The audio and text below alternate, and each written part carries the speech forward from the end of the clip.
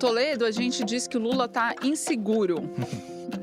Ele está inseguro com o quê, Toledo? Então, a gente tem aqui em primeira mão uma pesquisa do Ipsos-IPEC sobre avaliação do governo por áreas. E quando a gente olha a avaliação do governo na área de segurança pública, a gente vê um cenário muito ruim. 47% acham que a atuação do governo Lula na área de segurança pública é ruim ou péssima, e apenas 24% acham que ela é boa ou ótima. Mais do que isso, quando você olha a tendência, porque tem até uma área ou outra que esse resultado é ainda pior, por exemplo, controle dos gastos públicos, ou até no combate à inflação, né, que é 22% de ótimo e bom contra 48% de ruim e péssimo. Mas quando você pega as tendências, você vê que as tendências na área da economia, por exemplo, no combate ao desemprego, que ainda é negativo, a tendência é melhorar, ou pelo menos o ruim e péssimo está em queda, 45, 41, 40 e tal. Se você pega na área de combate à inflação, também 57, 55, 49, 48, está melhorando, embora ainda esteja negativo.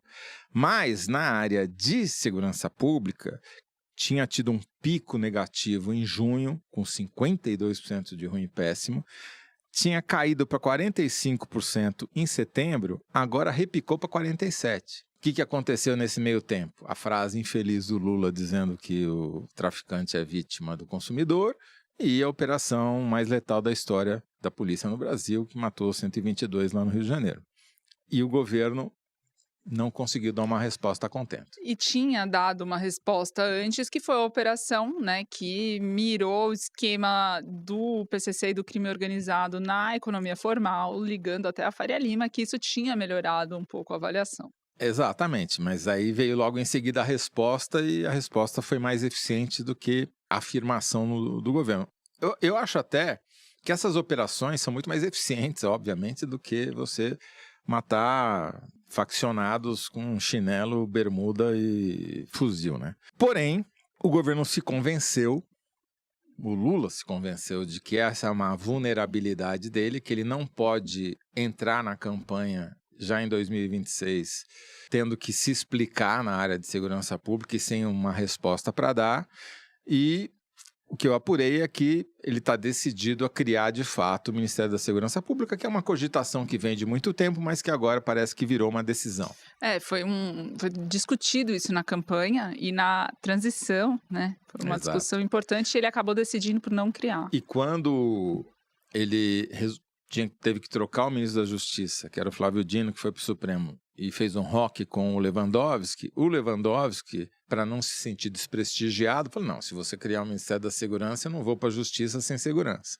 E daí ele manteve. Mas agora, ele resolveu criar o Ministério, vai ter que, né, tomar um drink ali com o Lewandowski para explicar o que vai acontecer, mas está faltando o nome. E isso é definitivo, né? Porque sem um nome de ministro, não tem ministério.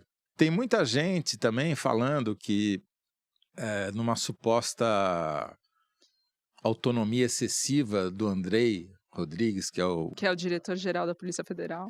Portanto, que era bom se você tivesse um ministro especializado na área de segurança, que fosse conhecido por todos, enfim. Porque também aí eu acho que isso é o temor político, né, dessa autonomia da Polícia Federal e todas as consequências que a gente vai falar mais para frente do que eles vêm fazendo. Mas o resumo da história, Thaís, se a gente olha tematicamente, a economia está muito melhor no papel do que na prática, mas a tendência é levemente favorável a melhorar, embora tenha uns engasgos. A melhorar a aprovação do governo nesta área. Exatamente, mas você pega, por exemplo, o Índice de Confiança do Consumidor, saiu essa semana também, que é global.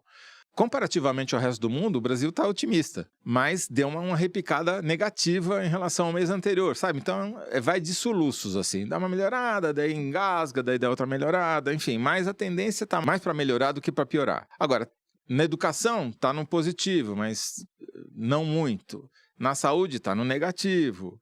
Mas na segurança, eu acho que vai ser o grande tema da eleição, daí a vontade do Lula de dar uma resposta que não sei se vai ser eficiente ou não, mas pelo menos estou priorizando a segurança, criei um ministério só para isso, blá, blá, blá, blá, blá, blá, blá, blá, blá.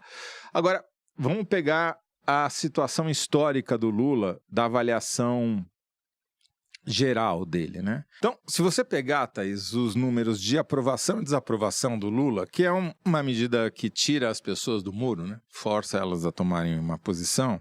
Em setembro, ele tinha dado, a aprovação tinha melhorado bastante, tinha ido de 39 para 44 e a desaprovação tinha caído de 55 para 51. Era um movimento que animou o governo, né? Ressuscitou a candidatura do Lula, deixou o mercado preocupado, o Arenão recuou, blá, blá, blá, blá, blá, blá. Agora, em dezembro, deu 42,52. Então, aquela diferença que estava diminuindo e que estava com 7 pontos, e daí você fala, bom, se é aprova e desaprova, o que sai de um, em geral, vai para o outro, então conta dobrado. 7 pontos são 3,5, né? 4 pontos já numericamente viraria. Agora, é uma diferença de 10 pontos. Então, são 5 pontos que ele precisaria tirar do um e passar para o outro. É uma situação que não é desesperadora, mas só para comparar, é melhor do que a situação do Bolsonaro no final de 2021, ou seja, no final do terceiro ano de mandato do Bolsonaro, mas o cara tinha vindo de uma pandemia, com uma gestão desastrosa, etc, etc, e acabou não se reelegendo, então não é um bom parâmetro. Vamos pegar então a Dilma em 2013, que foi um ano super conturbado, ela registrou nesse ano de 2013 a maior queda de popularidade da história de um presidente do Brasil, continua mantendo esse recorde, mas chegou em 2013 com 53% de aprova e 41% de desaprova. Exatamente, quase o oposto da situação do Lula hoje, né? Tinha 12 pontos de saldo e se elegeu ali, né? Apertado, aquela disputa contra o Aécio e tal, Foi na unha. Ali, talvez aquela fala do Aécio chamando ela de leviana num debate final ali, que pegou muito mal, entre mulheres principalmente, talvez o resultado tivesse sido outro. Então, isso é para mostrar como digamos, o V0, a velocidade inicial do Lula no começo da campanha, ainda é muito baixa e aquilo que parecia uma ascensão lenta, gradual, mas persistente, agora virou uma patinada. Ele está meio atolado e vai precisar mudar coisas, melhorar coisas para sair desse atoleiro. O número, se a gente pega o número da intenção de voto, que ele tem lá os 38, é enganador, porque ele tem uma rejeição maior do que uma intenção de voto, na casa dos 40 e pouco. Está mais negativo, tem mais gente dizendo que não confia do que confia no Lula, tem mais gente dizendo que ele não merece ser candidato a um quarto mandato do que merece.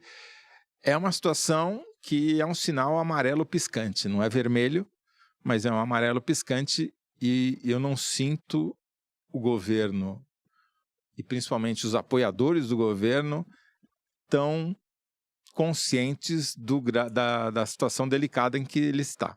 Eu sinto no governo muita cotovelada, como há de ser num palácio, e uma certa resignação com esse cenário. É isso que vai ser assim até o fim.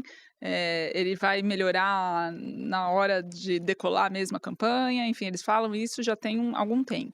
Isso de fato acontece. Todo presidente, todo governador, todo prefeito, a hora que começa o horário eleitoral, a hora que as pessoas se concentram na eleição, com a propaganda de TV, isso gera uma dinâmica que acaba melhorando a avaliação. Só que se você sai de 10 pontos negativos de aprovação, fica mais difícil você chegar numa margem que te dá segurança para se reeleger. Então, o que vai dar esperança para as candidaturas, mesmo com essa confusão toda posta do lado da oposição, com essa divisão, essa fragmentação, mesmo assim é um cenário que dá esperança para a oposição. Tá ótimo. Temos mais, né, Toledo? Vamos para os próximos assuntos. Lula ainda, em outra frente. Exatamente.